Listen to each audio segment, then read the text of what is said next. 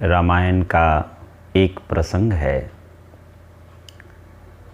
जब हनुमान जी देवी सीता की खोज में लंका में पहुँचे,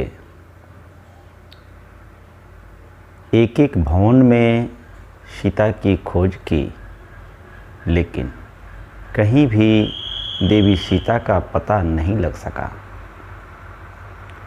पूरी रात ढूंढते रहे, लेकिन कहीं भी उन्हें सीता दिखाई नहीं दी। ढूंढते ढूंढते एक भवन पे पहुँचे, जहाँ का वातावरण कुछ अलग था। वर्णन आता है कि बाहर तुलसी का पौधा, शंख, चक्र ऐसे कुछ निशान मौजूद थे। और उस जगह पहुंचकर हनुमान जी रुक जाते हैं कि यह भवन कुछ अलग है। यहाँ का परिवेश, यहाँ का वातावरण अन्य भवनों से अलग है। यह भवन ऐसे लग रहा है जहाँ कोई संत रहता हो। फिर मन में विचार करते हैं कि कहीं ये मेरा भ्रम तो नहीं है, क्योंकि लंका राक्षसों की नगरी है। गोस्वामी जी लिखते हैं, लंका निशिचर निकर निवासा, यहाँ कहाँ सज्जन कर बासा। मन महु तरक करे कपिलागा, ते ही समय विभीषण जागा। हनुमान जी मन में तर्क वितर्क कर रहे हैं कि यह लंका तो राक्षसों की नगरी है, यहाँ पर कोई सज्जन व्यक्ति कैसे हो सकता। मन में इनके तर्क वितर्क चल रहे हैं, और तभी भीतर विभीषण जी का नींद खुला। तेही समय विभीषण जागा, राम राम तेहि सुमरन किन्हा, हृदय हरस कपि सज्जन जिन्हा।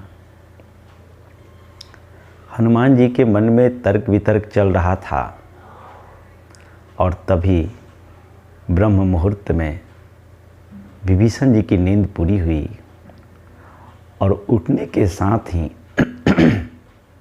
राम का स्मरण करते हैं। इस बात को सुनकर हनुमान जी को पूरा विश्वास हो गया कि यह मेरा कोई भ्रम नहीं, बल्कि यहाँ पर कोई न कोई राम भक्त जरूर है।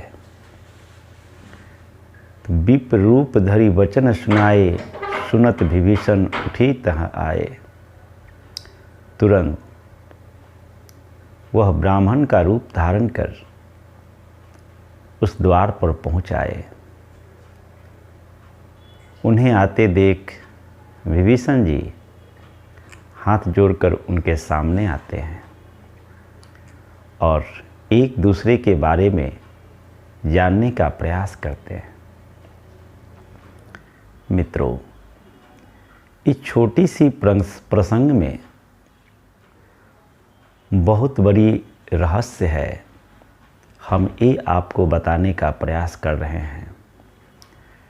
प्रकृति के नियम के अनुसार जो व्यक्ति जैसा होता है, वह जहाँ भी जाता है उसके अनुसार उसे व्यक्ति मिल जाता है।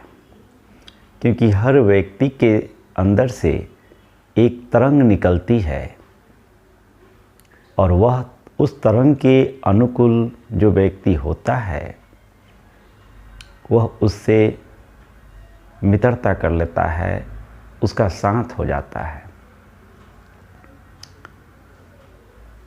जो व्यक्ति नकारात्मक सोच रखने वाला है, वह जहाँ भी जाएगा उसे वैसे ही लोगों से संबंध जुड़ जाएगा। और जो सकारात्मक सोच रखने वाले व्यक्ति हैं, वे जहाँ भी जाएंगे उन्हें सकारात्मक सोच रखने वाले व्यक्ति से संबंध जुड़ेगा। हम जैसे भी हैं, दुनिया के किसी भी कोने में चले जाएं, वैसे लोगों से हमारा संबंध जुड़ जाता है। अतः आपको अगर ऐसा लगता है कि दूसरा व्यक्ति खराब है, तो आवश्यक है स्वयं को सुधारने की, क्योंकि जब हमारे भीतर कमी होती है तब ही हम दूसरों में कमी की तलाश करते हैं। जिस व्यक्ति के भीतर की कमी दूर हो जाती है, वह जहाँ भी जाता है उसे वैसे कमी वाले लोग दिखाई देते हैं जिसमें कोई कमी ही न हो। तो आवश्यक है स्वयं को बदलने की। इन्हीं शब्दों के साथ आज की वाणी को विराम देंगे। आप सबका मंगल हो, सबका कल्याण हो, सबका भला हो।